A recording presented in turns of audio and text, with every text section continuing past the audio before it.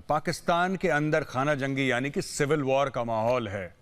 तालिबान बेधड़क बेरोक टोक पाकिस्तान के अंदर घुस रहा है। शेख रशीद उनके इंटीरियर मिनिस्टर जो हैं पाकिस्तानियों के, वो ऑन रिकॉर्ड कहते हैं कि तालिबान हमारे यहाँ आते हैं। तालिबान की इकॉनमी कुएं में चली गई। और दोस्तों आखिर बात, इतने लोन ले लिए पाकिस्तान ने कि हालत खराब है। लोन पे सूद देने के लिए तक लोन देना पड़ रहा है। लेकिन कश्मीर का बुखार पाकिस्तान के सर से नहीं उतरा। कश्मीर का बुखार दोस्तों, वही पुराना बुखार, वही पुराना चूरन जो 25 करोड़ पाकिस्तानियों को इतने सालों से ये लोग बेचते आ रहे हैं। आप देखिए इमरान खान ने क्या जाके बोला। पाकिस्तान ऑक्यूपाइड कश्मीर, जिसको पाकिस्तानी आजाद कश्मीर भी बोलते हैं, वहां पे जाके इमरान खान के क्या बयान थे। आप बयान सुनिए इमरान खान के।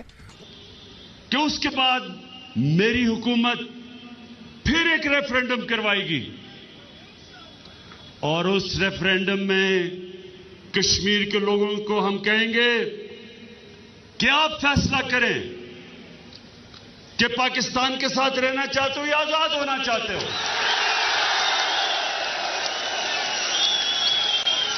ये जो कश्मीर के लोगों ने अपनी आजादी की जद्दोजहद 100 साल से भी पहले शुरू की थी, डोगरा हुकूमत के खिलाफ कश्मीर के लोग बार बार खड़े हुए अपनी आजादी के लिए। ये बड़ी पुरानी जद्दोजहद है। तो जिस कौम ने इतनी कुर्बानियां दी हो अपनी आजादी के लिए, उस कौम को हमेशा हक मिलना चाहिए कि जो वो चाहे, जो वो चाहे, जो वो कौम चाहे, ये फैसला वो कौम करेगी। ये कश्मीर के लोग फैसला करेंगे और इंशाअल्लाह एक दिन आएगा कि ये आपको मौका मिलेगा और आप खुद फैसला करेंगे।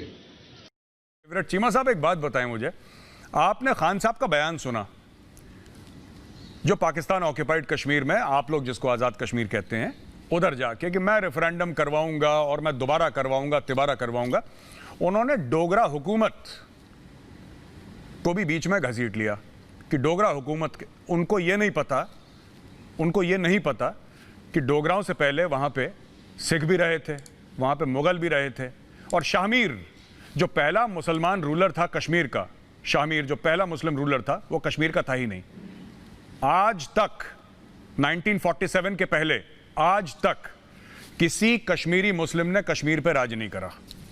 एक मैं जरा किताबें भेजता हूं फिर खान साहब को ना, पढ़ने लिखने का पता नहीं रिवाज है कि नहीं आप लोगों के। अच्छा चीमा साहब एक बात बताइए मुझे, मैं आपसे सवाल पूछना चाहता हूं। इतनी मुसीबतों में पाकिस्तान घिरा हुआ है इस वक्त, आप खुद ऑन रिकॉर्ड हैं कहते हुए, ये नया महाज क्या खोल रहे हैं वहां पे? लोगों को डिस्ट्रैक्ट करने की कोशिश है कि कश्मीर कश्मीर कश्मीर। चीमा साहब, मैं ये समझता हूं कि ये जो इमरान खान की स्टेटमेंट है रेफरेंडम के हवाले से, इसके दो एंगल हैं। एक एंगल तो ये है कि पाकिस्तान शुरू से कह रहा है कि हम कश्मीरियों को अलाउ करेंगे, वो जो चाहते हैं, वो जिस तरह रहना चाहते हैं, अगर वो अक़वाम मुत्तहिदा के तहत रेफरेंडम हो या वैसे रेफरेंडम हो, हम जिस तरह कश्मीरी खुश होंगे हम वो करेंगे। ये पाकिस्तान का एक मौक़िफ़ है। दूसरा यह है कि इमरान खान थोड़े परेशान है, और वो परेशान इसलिए हैं कि इमरान खान की जो गुड गवर्नेंस इतनी अच्छी नहीं कर पा रहे पाकिस्तान में, उस तरह जो डिलीवर करना था वो नहीं कर पा रहे। और पीपल्स पार्टी और PMLN जो है वो बहुत अच्छे जलसे कर रहे हैं कश्मीर के अंदर। तो इमरान खान को यह है कि मैं इस तरह के पॉलिटिकल ब्राउनी पॉइंट्स लूं जिसमें उन्होंने रेफरेंडम का जिक्र कर दिया। सो मेरा ख्याल है ये एक पॉलिटिकल रेटरिक के अलावा कुछ भी नहीं है। जब पाकिस्तान ने ये कहा है कि कश्मीरी अपनी मर्जी से रहें, तो उसमें रेफरेंडम भी आ जाता है।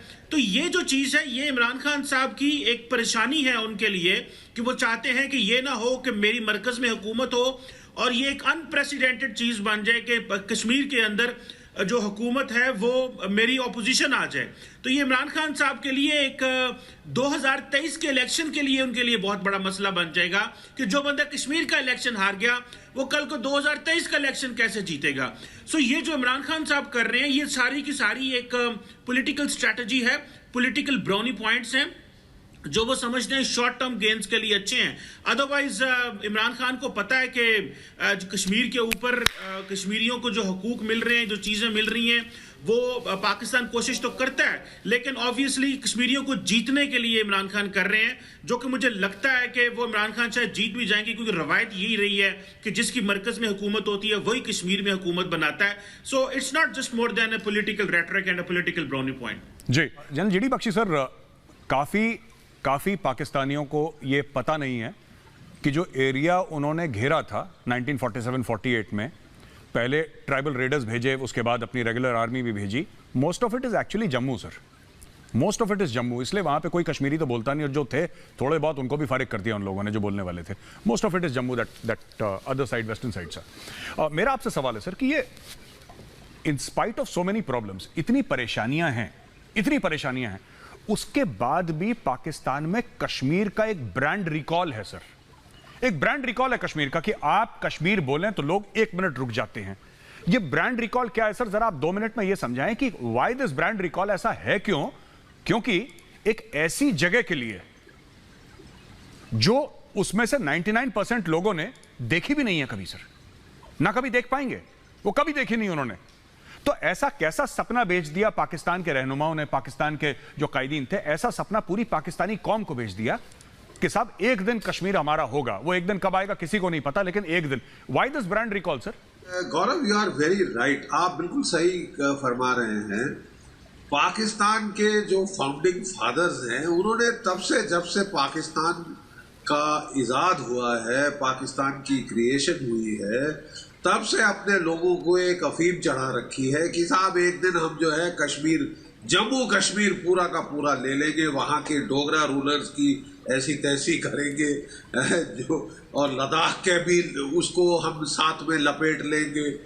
ये जो एक अफीम चढ़ा रखी है, ये बड़ी काफ़ी पोटेंट ये एक हो गया है। जैसे आपने कहा ब्रांड वैल्यू की वजह से कि कश्मीर का नाम लेते ही आप लगते हैं कि आप कोई फाउंडेशनल वैल्यू रेज कर रहे हैं। प्रॉब्लम सिर्फ ये है कि दुनिया ये घिसा पिटा राग सुन कर तंग आ गई है। आपको याद होगा कुछ साल पहले यूएन ने भी कह दिया था साहब ये मसला let the 2 countries sort it out, it's no longer a UN matter, यहां तक कह दिया। लेकिन हर साल as a ritual prime minister इनके पहुंच जाते हैं यूएन जनरल असेंबली में, वहां पे रेंकने शुरू हो जाते हैं। Now take the latest rank, you know, as a prime minister वो एक रिस्पॉन्सिबल आदमी है। क्या वो जानते हैं कि वो जो कह रहे हैं उसकी इम्प्लीकेशन क्या है?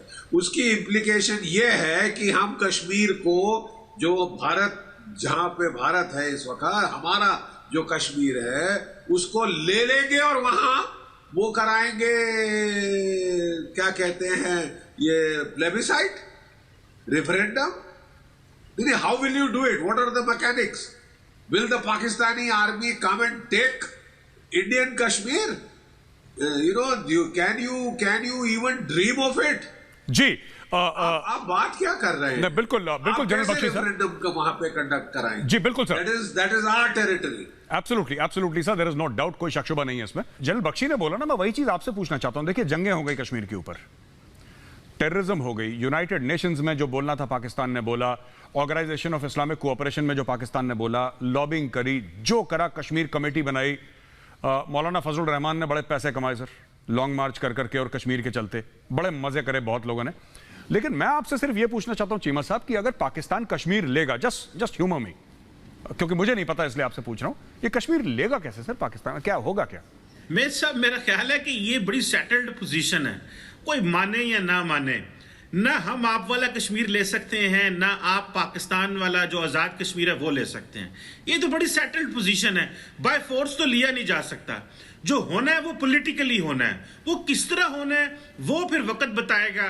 क्या दोनों ममालिक, जैसे कल जो करण थापड़ को इंटरव्यू दिया एनएसए पाकिस्तान के ने और कहा जनाब के 5 अगस्त से पहले आप जाएंगे तो बात होगी और ये सारी चीजें। सो जो बात होनी है वो तो पॉलिटिकली होनी है, लड़ के तो हो नहीं कोई नहीं। और हमने लड़ाई तो आज तक वैसे हुई कोई नहीं, मैं मानते नहीं हूँ पाकिस्तान इंडिया की लड़ाई हो, लड़ाई तो अब होगी अगर हुई। तब जाके जरा जो बड़ी मशीनरी है जो वो जरा चले तो पता चले कि किस मुल्क में कितनी ताकत है, कौन लड़ सकता है कि नहीं लड़ सकता।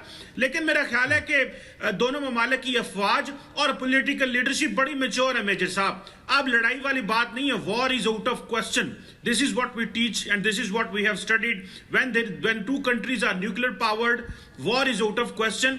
पॉलिटिकली चीजें कैसे ठीक हो सकती हैं, कैसे मैच्योर हो सकती हैं, दोनों ममालिक की अफवाज बड़ी मैच्योर है, जनरल्स बड़े मैच्योर हैं, और मुझे पता है इस चीज का कि it will take some time, लेकिन चीजें बहुत अच्छी होने वाली हैं मेरे साहब। ये आप जो है लिख लें मेरी बात। ठीक है। अच्छा ना, ये चीमा साहब ने 2-3 चीजें बोली कि दोनों न्यूक्लियर वेपन्स हैं, वॉर नहीं हो सकता। सर, कारगिल के वक्त भी दोनों न्यूक्लियर वेपन स्टेट थे, कारगिल की लड़ाई हुई, तो there is always scope for a limited war under the shadow of nuclear weapons or under a nuclear overhang. There is always scope. And that is what India's doctrine is all about. Pakistan is a nuclear weapon state, लेकिन shallow thrust हैं, जो भी हैं, बड़ा detail में नहीं जाना चाहूंगा मैं यहाँ पे, लेकिन उसके ऊपर भी अपनी एक स्ट्रेटेजिक थ्योरी है इंडिया की कि वॉर मुमकिन है। दूसरी चीज चीमा साहब आपने बोला कि about maturity of the generals. Cheema साहब माजरत के साथ, इंडिया के जनरल्स तो मैच्योर हैं सर, पाकिस्तान के मैं सिर्फ 4 जनरल्स का नाम लूंगा, फिर आप बताएंगे कितनी मैच्योर हैं कितने नहीं मैच्योर हैं। वो तो दौड़ जाते हैं सर, वो दौड़ जाते हैं प्रेसिडेंशियल पैलेस में 111 ब्रिगेड को एक्टिवेट करके कि चलो सब लोग फारिग। आरजू साहिबा, मैं आपसे पूछना चाहता हूं कि आप क्या समझती हैं इसके बारे में, जो इमरान खान ने जो बोला।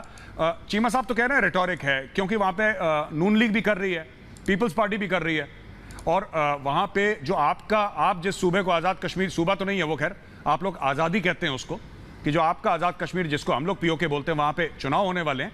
आपको क्या लगता है इमरान खान कर क्या रहे हैं ये, और होगा क्या इससे हासिल जो आज तक नहीं हासिल हो पाया? बिल्कुल मेजर साहब, इमरान खान साहब कुछ नहीं कर रहे, वो सिर्फ और सिर्फ जो कहना चाहिए पॉलिटिकल गेम खेल रहे हैं, वरना वो भी अच्छी तरह से जानते हैं, जैसे चीमा साहब ने कहा कि जो पार्टी मरकज में हुकूमत बनाती है वही आजाद कश्मीर में भी हुकूमत बनाती है, इसलिए कि जो लोग मरकज की गवर्नमेंट को लाए होते हैं वही आजाद कश्मीर की गवर्नमेंट भी लाते हैं। ये यहाँ पर इलेक्शन का ड्रामा क्यों किया जाता है ये मुझे आज तक समझ नहीं आई, क्योंकि जिसने आना होता है और जिन्होंने लाना होता है वो इलेक्शंस के बगैर भी आ ही सकते हैं। तो इसलिए ये इलेक्शंस जो है इसका कोई खास मतलब नहीं है, सब ऐसे ही एक्टिविटीज दिखा रहे हैं। और साथ ये भी है कि जाहिर है इमरान खान साहब हर फील्ड में एक तरह से फेल हो चुके हैं, यहाँ पे कुछ डिलीवर नहीं कर पा रहे, इस वजह से भी वो इस तरह की स्टेटमेंट्स दे रहे हैं ताकि लोगों को थोड़ा जोश आए। वरना अगर आप मीडिया की बात अगर करते हैं या मीडिया देख के अगर आप ये समझते हैं कि यहाँ पे लोगों को कश्मीर की बड़ी फिक्र पड़ी हुई है, और जो आप पहले कह रहे थे कि लोग इमोशनल हो जाते हैं, तो ऐसा कुछ नहीं है। आम आदमी को अपनी जैसे कहना चाहिए यूटिलिटी बिल्स और हाउस रेंट की फिक्र पड़ी है। ये कश्मीर का चूरन लेते लेते अब बिक नहीं रहा है, तो इसलिए अब ये चीज थोड़ी आगे बढ़ गई है और लोग इस बारे में इतना नहीं सोच रहे, उनको अपनी फिक्र पड़ी है। यहाँ पे जो हालत है, लोगों के पास जॉब्स नहीं है, उनके पास पैसे नहीं है, कोई काम नहीं है, तो जाहिर लोग वो देख रहे हैं, ना कि वो बैठकर ये देखेंगे कि कश्मीर इलेक्शन में हो क्या रहा है। ये सिर्फ और सिर्फ मीडिया हाइप है, इससे ज्यादा कुछ नहीं। और इमरान खान साहब क्योंकि कुछ भी डिलीवर नहीं कर पाए, फॉरेन पॉलिसी भी बुरी तरह से फेल हो गई है। अब चाइना भी नाराज है एक तरह से, हर नेबरिंग कंट्री जो है, जितने भी हमारे पड़ोसी कंट्रीज हैं, वो सभी पाकिस्तान के साथ उनके टर्म्स खराब चल रहे हैं। तो अब वो करें तो क्या करें, तो जाहिर है वो अटेंशन डाइवर्ट करने के लिए अब वो कश्मीर के ऊपर गए हैं और कह रहे हैं कि जी हम कश्मीर को आजाद करेंगे या वो अपनी मर्जी से रह सकेंगे। ये चीज तो बहुत साल पहले इनको समझ लेनी चाहिए थी कि जो कश्मीरी हैं उनको उनकी मर्जी से रहने दिया जाए। जो असल में वहां के लोग हैं उनसे ना तो कोई बात करता है, ना उनको टीवी पे हम कभी देखते हैं बैठे हुए, लेकिन बाकी ये सब जो है, ये सब के सब जो है, इनके बहुत दर्द हो रहा है इनको कश्मीर का। मगर मैं फिर यही कहूंगी कि ये सिर्फ और सिर्फ पॉलिटिकल गेम है, इससे ज्यादा कुछ नहीं हो रहा। और आगे भी आप यही देखेंगे कि पीटीआई ही आ जाएगी। जी आरजू जी, कश्मीर में भी। जी आरजू जी, आपके मैं बयान चाहता हूं इसमें कि क्या है, बात क्या है ये पूरी, इमरान खान क्या कर रहे हैं और वैली में, कश्मीर घाटी में क्या माहौल है, जो श्रीनगर, साउथ कश्मीर, नॉर्थ कश्मीर, वहां पे आपका क्या सेंसिंग है आजकल पाकिस्तान को लेकर? सबसे पहली बात, ये पाकिस्तान के दिमाग में ये खुमारी हो सकती है कि कश्मीरी बहुत तड़प रहे हैं, उनकी नजरें एलओसी के उस पार साफ साफ देख पा रही हैं कि वहां पे क्या बुरी हालत है। उन्होंने कश्मीर की जो दुर्गति की है, जिसको एक सांस में कहते हैं आजाद कश्मीर और फिर फटाफट कहते हैं पाकिस्तान वाला कश्मीर, यही सच है उसका कि आजादी का मुखौटा चढ़ाकर वहां पर पाकिस्तान ने अपने जॉइंट सेक्रेटरी की एड़ी के नीचे रख रखा है उसको। और ये जो कश्मीर में प्रेसिडेंट और प्राइम मिनिस्टर अपॉइंट किए हैं आजाद कश्मीर के, वो बाहर दरवाजे के बैठे रहते हैं अपॉइंटमेंट के लिए, उससे मिलने के लिए, वहां चिरौरी करने के लिए, भीख मांगने के लिए। ये हालत कर रखी है आजाद कश्मीर नाम देकर के उस इलाके की। पंडित जी, दूसरी बात जिस पर मैंने उंगली उठाई थी, प्लीज बोलिए। चीमा साहब कह रहे हैं कि जंगें अब नहीं हो सकती। मैं उन्हें याद दिला दूं कि जंग चल रही है। हमारे एक सिपाही ने कल आईईडी ब्लास्ट में अपनी जान गंवाई है, इस देश के लिए बलिदान दिया है। ये जंग कैसे चलेगी, ये पाकिस्तान ने तय किया है।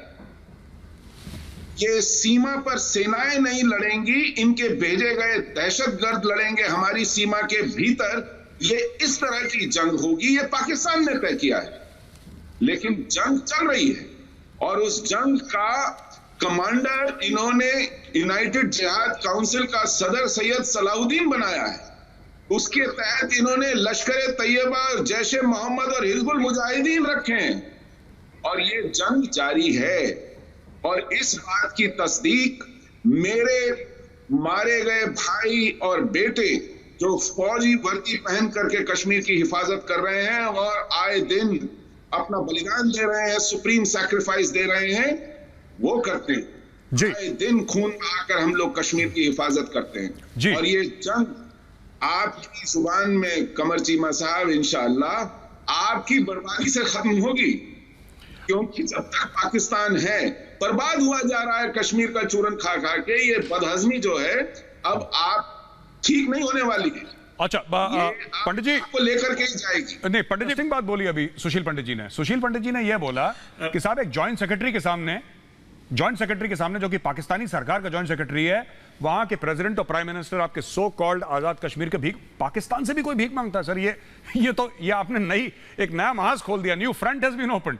मतलब कि इतने बुरे हाल हैं पाकिस्तान ऑक्यूपाइड कश्मीर के कि they are asking Pakistan for help. This is beyond this thing belief. Now मैं आपको एक बात कहना चाहता हूं चीमा साहब कि एक जमाने में यह पॉलिटिकल प्रॉब्लम थी, अब तो it has become a hardcore military problem. Radical Islamist है वहां पे पिछले 30-40 साल से, हो तो बहुत पहले से रहा है, लेकिन ये एक जमाने में जब ये प्रॉब्लम क्रिएट हुई थी, लोगों ने बोला साहब पॉलिटिकल प्रॉब्लम है, पॉलिटिकल सेटलमेंट होगा, बात कर लीजिए, रेफरेंडम होगा, प्लेबिसिट होगा, जो भी XYZ होगा, यूएन के अंतर्गत होगा ये। ठीक है चीमा साहब, इतना तो मैं सच बोल रहा हूं, इतना तो आप भी मानते हैं, मैं भी मानता हूं, राइट? इसी से बात हुई थी। पाकिस्तान ने इसको रिलीजियस फ्लेवर दे दिया, कश्मीरियों से नाता क्या, ला इलाहा इल्लल्लाह, ये क्यों दे दिया आपने रिलीजियस फ्लेवर? उससे क्या फायदा हो गया? मेरे साहब पहली बात तो यह है कि पाकिस्तान की बुनियादी इस्लाम के नाम मजहब पे रखी गई है, तो कश्मीर कैसे मजहब से अलहदा हो सकता है? जब पाकिस्तान हमने हासिल इसलिए किया कि मुसलमान आजादी से अपनी मजहबी प्रैक्टिसेस कर सके, तो कश्मीर के लिए क्या हम कोई सेकुलर मॉडल लेके आएंगे? कश्मीर के लिए भी तो वही मॉडल होगा, एक बात। और दूसरी जो सुशील पंडित ने बात की, पंडित साहब जंग चल रही है, बिल्कुल चल रही है। आप टीटीपी को फंड कर रहे हैं ताकि पाकिस्तानी फौजियों को अफगान बॉर्डर पर शहीद किया जाए, यह जंग चल रही है। आप अफगानिस्तान में दाइश को फंडिंग कर रहे हैं ताकि पाकिस्तानियों को हमला किया जाए। सुशील पंडित साहब जंग चल रही है, लेकिन अगर आप भी तो आपका एक कॉन्सुलेट बंद हुआ है ना कश्मीर अफगानिस्तान में, अभी दूसरा बंद होगा और कल को आप एम्बेसी भी खोल करके वहां से निकलेंगे। सुशील पंडित साहब, अगर आपने इस तरह टीटीपी को फंडिंग की, आपने दाइश को अफगानिस्तान में फंडिंग की, तो मामला एक जैसे नहीं रहेंगे। हम बात करना चाहते हैं, हमें पता है कि पाकिस्तानी जनरल और इंडियन जनरल्स बड़े मैच्योर हैं, लेकिन अगर आप हमसे गोली की बात करेंगे तो हम भी फिर उसके आगे की बात करेंगे। ये अमन हम कहते हैं अमन करना है, लेकिन अगर आपकी कहीं पे तबीयत खराब हुई, आपने हमसे इस तरह आकड़ने की बात की, तो फिर उसी जुबान में बात करेंगे जिस जुबान में आप बात करेंगे। इसका मतलब ये नहीं है कि हम अमन कह रहे हैं तो तुसी ओसले रौला पा दियो, गोली चल रही तो फलान चल रही है। मेरी ये अर्ज है, stop sponsoring terrorism in Pakistan via Afghanistan. India को ये बस कर देना चाहिए। कश्मीर में इस वक्त पाकिस्तान कोई जहादी नहीं भेज रहा, ये एक इंडिजिनस स्ट्रगल है और जिसको आपने बहुत हद तक फ्रैंकली मैं मानता हूं कि आपने दबा दिया स्ट्रगल को। लेकिन अगर आपने दाइश और टीटीपी को फंड करना बंद ना किया तो आपने जो 2-3 कॉन्सुलेट और एम्बेसी अफगानिस्तान में ये भी बंद हो जाएंगी। जी पंडित साहब, बिल्कुल चीमा साहब, बहुत बढ़िया। और चीमा साहब आपका बहुत बहुत धन्यवाद। इसके पहले मैं जनरल जीडी बख्शी सर के पास जाऊं, मैं चीमा साहब को थैंक यू बोलना चाहता हूं। इतनी देर के बाद चीमा साहब का इंजन गर्म हुआ है अभी, अब गर्म हुआ इंजन साहब चीमा साहब का। Very good, thank you very much Cheema साहब। और कम से कम कबूल किया इन्होंने जी, नहीं हमारे काउंसिल्स अभी टेम्परेरली बिल्कुल बंद किए गए हैं, इसमें इन्हीं का हाथ है, कबूल किया इन्होंने। बिल्कुल सर, हाथ पैर सब, कोई दिक्कत नहीं। चीमा साहब कह रहे हैं एम्बेसी भी बंद करवा देंगे आपका। वेल डन चीमा साहब, वेल प्लेड। मैं जनरल जीडी बख्शी सर के पास जाता हूं। सर, ये जो पूरा रिलीजन को लेकर इन्होंने बोला कि पाकिस्तान इन्होंने बनाया इस्लाम के नाम पे, ठीक है सर, तो बोला कि कश्मीर के लिए हम सेक्युलर मॉडल थोड़ा ना लाएंगे, कश्मीर में भी तो वही चलेगा। सही बात है, पाकिस्तान बनना था मुसलमानों के लिए अमन का गहवारा, पर लेकिन पाकिस्तान की सच्चाई यह है कि मुसलमान ही मुसलमान के गले काट रहा है पाकिस्तान में सर। और पाकिस्तान में मुसलमानों ने ही मुसलमानों को इतना ज्यादा मार दिया है कि पाकिस्तान में खून की नदियां बह रही हैं सिर्फ क्योंकि हिंदू तो इन्होंने पहले ही निपटा दिए वहां पे, सिख ना के बराबर हैं, तो वहां पे तो सिर्फ मुस्लिम्स हैं। तो पहले उन्होंने बोला कि ये काफिर ये मुसलमान, जब सो कॉल्ड काफिरों को निपटा दिया फिर बोला कि तू अच्छा मुसलमान नहीं है बुरा मुसलमान नहीं। अब आप एक दूसरे को मार रहे हैं सर। ये कब खत्म होगा पाकिस्तान में? आपको लगता है कश्मीर एक यूनाइटिंग फोर्स है जो शिया सुन्नी बरेलवी अहले हदीस सेवनर ट्वेल्वर देवबंदी इन सबको मिला देगी? क्या आपको लगता है कि कश्मीर एक एडेसिव फोर्स है जो पूरे पाकिस्तान को एक साथ खड़ा कर देगी? और आई एम वेरी हैप्पी आज जो कैंडर से हमारे पाकिस्तानी गेस्ट्स आज बात कर रहे हैं।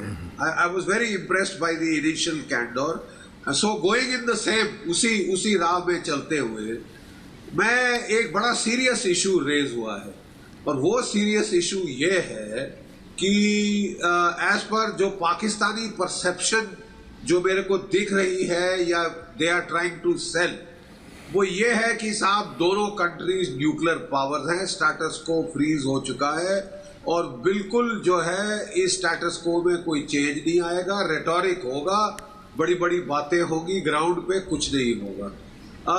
इसमें थोड़ा सा I think we need to deliberate, क्योंकि मिसकैलकुलेशन ना हो जाए साहब। जब से न्यूक्लियर हम लोग पावर्स बने हैं, आप याद रखेंगे कि दो बड़े मुज़ाकरात हुए हैं जो कि एस्केलेशन की तरफ गए हैं। एक तो 1999 कारगिल, 3 महीने जंग चली। चीमा साहब, you are a military expert, I value what you are saying. 3 महीने जंग चली, क्या न्यूक्लियर थ्रेशोल्ड का कोई फर्क पड़ा? और हमारी तरफ से कोई 2.5 डिवीजन थी, आपकी तरफ से कोई 2 ब्रिगेड्स थी ऑलमोस्ट, आर्टिलरी थी, फिर बाद में और आए आपके troops, right? So it was quite a serious conflict जो चला है। मेरा सिर्फ आपको ये कहना है, डोंट मिसकैलकुलेट, बिकॉज मिसकैलकुलेशन बड़ी डेंजरस होगी। आपकी थिंकिंग ये है कि न्यूक्लियर बैकड्रॉप में लगातार एसिमेट्रिक कॉन्फ्लिक्ट चल सकता है, you can keep pushing the envelope. Kashmir को लेके, अफगानिस्तान को लेके, आप अफगानिस्तान को ऑक्यूपाई कर लें। हमारी प्रॉब्लम अफगानिस्तान में यह है कि जहां आप ऑक्यूपाई करेंगे तालिबान के फ्रंट बनाकर, वहां पे सारे ट्रेनिंग कैंप्स खुल जाएंगे जैसे पहले थे। और रॉबर्ट गेट्स जो फॉर्मर CIA का बॉस था, उसने एक बार हमको बताया कि साहब 45% of the terrorists operating in Jammu and Kashmir are either Afghans or have been trained there. We cannot accept it. आप कह रहे हैं आपकी कॉन्सुलेट खाली कराएंगे, आप कराइए साहब, कमबैक्स होंगे। And to fight you in Afghanistan, Cheema साहब, हमको अफगानिस्तान जाने की लोड़ नहीं है।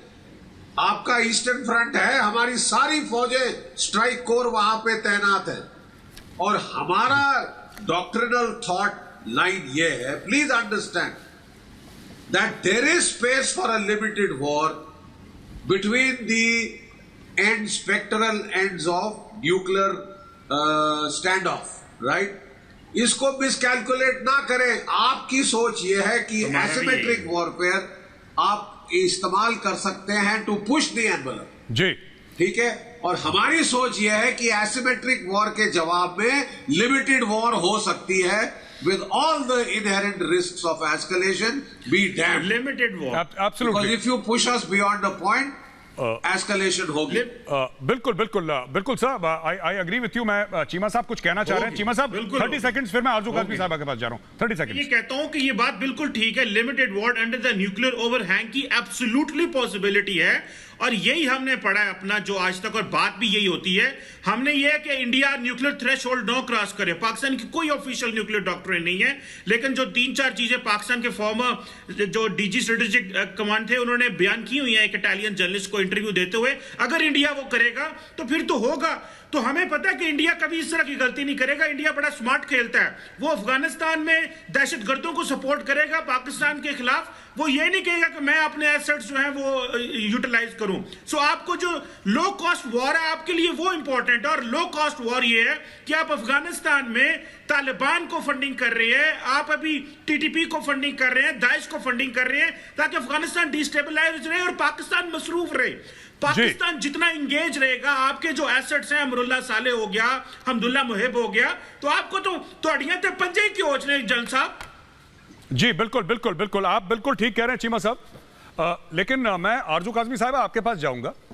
जो इन्होंने बोला ना कि हम नहीं चाहते और हम अमन चाहते हैं और ये सब, आरजू काज़मी जी को जरा स्क्रीन पर लाइए। जो ये कहते हैं कि साहब हम अमन चाहते हैं, अगर आप अमन चाहते हैं तो सर फिर आपके मिनिस्टर ऑफ इंटीरियर जो पहले मिनिस्टर ऑफ रेलवेज भी थे, his highness the great Sheikh Rashid, जिनका मैं बहुत बड़ा फैन हूं बाय द वे, एक वीडियो भी देखा, घोड़े पे सवार थे वो कश्मीर फतेह करने के लिए, वो चला नहीं पाया वीडियो। लेकिन मैं ये कहना चाहता हूं चीमा साहब, वो कहते हैं कि बिरला मंदिर की घंटियां बंद हो जाएंगी, है ना। फिर वो कहते हैं कि साहब पाव किलो के बम हैं हमारे पास। ही मेंट टैक्टिकल न्यूक्लियर डिवाइसेस, ऑब्वियसली उनको इतनी अकल तो है नहीं, इतना नॉलेज है नहीं, लेकिन बोला कि नहीं पाव किलो के बिरला मंदिर की घंटियां। कोई कहता है कि हमारे पास एक ऐसा बम आ गया है कि जिसमें सारे हिंदू मर जाएंगे। तो सर आप ऐसी अगर बातें करेंगे तो क्या मैं आरजू काज़मी साहब आपसे पूछना चाहता हूं, आप लोग कहते हैं कि आप अमन पसंद हैं, आपको चैन चाहिए, अमन चाहिए, ठीक है, हमने आपकी बात फेस वैल्यू पर मान ली, लेकिन जब आपके सिटिंग मिनिस्टर्स न्यूक्लियर थ्रेट देते हैं, न्यूक्लियर वॉर की बात करते हैं, तो क्या हमें उसका कॉग्निजेंस नहीं लेना चाहिए? क्या उसका नोटिस नहीं लेना चाहिए आरजू जी? नहीं, मेरा ख्याल है कि शेख रशीद साहब का नोटिस नहीं लेना चाहिए, इसलिए कि ये भी उनकी स्टेटमेंट मौजूद है कि जब न्यूक्लियर एसिड्स जो है या न्यूक्लियर बम का जब एक्सपेरिमेंट किया जा रहा था तो वो पाकिस्तान से भाग के दुबई चले गए थे, और दूसरे दिन तीसरे दिन वापस आए थे जब उनको लगा कि सब कुछ खैरियत है। ये चीज भी आपने उनकी देखी होगी, इंटरनेट पे मौजूद है। तो बिल्कुल असल में मेजर साहब मुश्किल काम करना चाहिए दोनों कंट्रीज को, और मुश्किल काम ये है कि एक दूसरे को बर्दाश्त करना, एक दूसरे के साथ अमन के साथ रहना। जंग करना या स्ट्राइक करना या एक दूसरे पर अटैक करना बहुत आसान काम है। तो पाकिस्तान और हिंदुस्तान को चाहिए थोड़ा सा मुश्किल काम करें, और मुश्किल काम ये है कि एक दूसरे को जीने दें, एक दूसरे को बर्दाश्त करें, तभी हम आगे बढ़ पाएंगे, वरना ऐसा कुछ नहीं हो सकता। बाकी हमारे मिनिस्टर्स तो जिस तरह की स्टेटमेंट देते हैं हम उन्हें सपोर्ट नहीं करते, हम उन्हें सीरियसली नहीं लेते, तो इसलिए भारत को भी नहीं लेना चाहिए और शेख रशीद साहब को तो बिल्कुल भी नहीं लेना चाहिए। जी पंडित जी, मैं आपके पास जाता हूं ना, ये लोग कहते हैं कि जियो और जीने दो वाला सिस्टम है। अब 5 लाख कश्मीरी पंडितों को तो जीने नहीं दिया, उनके साथ रेप हुआ, जेनोसाइड हुआ, मार दिया, कत्लो गारत हुई सड़क पे। एक लेडी थी, उसके साथ इतना बर्बरता का सलूक करा, आफ्टर उसके साथ जो करा वो मैं डिस्क्राइब नहीं करूंगा, उसके शरीर को आरा मशीन से आधे में काट दिया। और एक नहीं सर, ऐसे सैकड़ों केसेस हैं, ये रेडिकल इस्लामिस्ट ने करा, कश्मीरी पंडितों के साथ ये करा। मतलब ये पिछली शताब्दी में इतना, अगर मैं कंपेयर करूं, और कंपेयर करना गलत है मेरा और मैं माफी चाहता हूं, लेकिन फिर भी बता दूं, ये सिर्फ ज्यूज के साथ हुआ था, जो बाद में अब कश्मीरी पंडितों के साथ हुआ, इतना बुरा हुआ। और मुझे अभी भी शिकायत है इंडियन स्टेट से कि अगर वो चाहते, मैं ऑन रिकॉर्ड बोल रहा हूं, लाइव पूरा हिंदुस्तान देख रहा है, बाहर भी देख रहे हैं, अगर उस समय इंडियन स्टेट कुछ करता, इनडिसाइसिव नहीं होता, तो ये रुक जाता। आर्मी चीफ को एक फोन जाता कि जनरल साहब ये खत्म हो जाना चाहिए, और चीज खत्म हो जाती, क्योंकि इंडियन आर्मी में सलाहियत है, वो ढक्कन लगा देती इन सब चीजों में। पता नहीं कहां क्या डिले हुआ। तो ये सब कहना कि अमन हो, चैन हो, लाखों लोगों की जिंदगी बर्बाद हो गई कश्मीर में। कश्मीरी पंडित, अब मैं बता रहा हूं, वहां पे कश्मीरी जो बच्चा है, और मैं उस कश्मीरी बच्चा, मैं इंडियन जो हमारा कश्मीर है मैं उसकी बात कर रहा हूं, उस कश्मीरी बच्चे की भी गलती नहीं है, उसने कभी हिंदू देखा ही नहीं। He has never seen a Hindu in his life, क्योंकि मार दिया, सब भेज दिया वहां पे। अब वो बच्चा बेचारा पैदा हुआ है और उसकी गलती नहीं है, वो मासूम है, उसने देखा ही नहीं, उसको पता ही नहीं कश्मीरी पंडित कौन है, which kind of creature is he, ये है कौन। उसने सरदार नहीं देखे, सिख नहीं देखे, उसने ईसाई नहीं देखे, उसने किसी को नहीं देखा। उसने एक यूनिफॉर्म सी एक ग्रेनेस देखी है पूरे में, जहां पे कॉर्डन एंड सर्च होते हैं, जहां पे सर्च एंड डिस्ट्रॉय मिशंस होते हैं, जहां पे चेक पोस्ट, उसने यही देखा बेचारे ने, और उसकी भी गलती क्या है, बेचारे की गलती। लेकिन जो कश्मीरी पंडितों के साथ हुआ, आप बताइए, मैं आपके साथ बात करना चाहता हूं इसमें। पंडित जी, आपको क्या लगता है कश्मीर के पीछे स्पीच, में बार बार कश्मीर पे इसलिए आ रहा हूं क्योंकि इमरान खान ने स्पीच कश्मीर के बारे में दी थी, इसके बारे में आप क्या सोचते हैं? गौरव साहब, सबसे पहले मेरी उस बहन का नाम था गिरिजा तिक्कू, जिसके बारे में आपने कहा कि उसके साथ दुष्कर्म किया, मास रेप हुआ और उसके बाद आरा मशीन पर जब वो जिंदा थी उसे काटा गया। ये बहुत लोग विश्वास नहीं कर पाते हैं क्योंकि ये ऐसी बर्बरता तो किसी के मतलब जहन में भी नहीं आ पाती है। इसको उन्होंने अंजाम किया, तो इसके ऊपर नाम लेना बड़ा जरूरी है ताकि लोगों को असलियत के ऊपर थोड़ा सा विश्वास हो।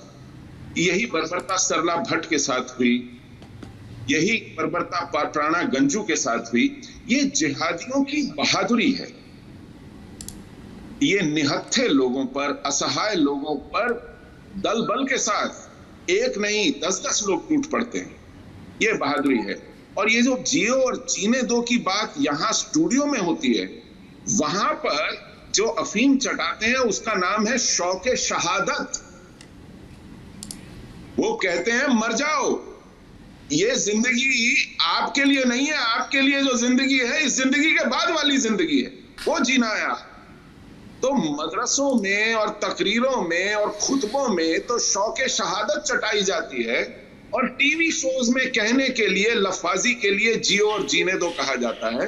अगर जियो और जीने दो ही आपने अपना हिक्म अमली है तो फिर पाकिस्तान में ही बलोचिस्तान में जियो और जीने दो, गिलगित बाल्टिस्तान में जियो और जीने दो, बिल्कुल सिंध में जियो और जीने दो। बिल्कुल पंडित जी, मैं आपको माफी चाहूंगा, मैं आपको इंटरप्ट कर रहा हूं, लेकिन मैं सुशील पंडित जी की बात से इत्तेफाक रखता हूं 100%। देखिए, जब आपके हीरोज, जब आपके नेशनल हीरोज गजनवी, गौरी, बाबर जैसे लोग होंगे, तब आप अमल भी वही करेंगे जो आपके हीरोज हैं। आपके हीरो साइंटिस्ट तो नहीं है, एक को नोबेल प्राइज मिला, उसकी कवर कहीं मिलने को तैयार नहीं। एक लड़की को नोबेल प्राइज मिला, उसको फेंक के लंदन में डाल रखा है, सर पे गोली मार के। तो जब आपके हीरोज गलत होंगे तब आप यही करेंगे।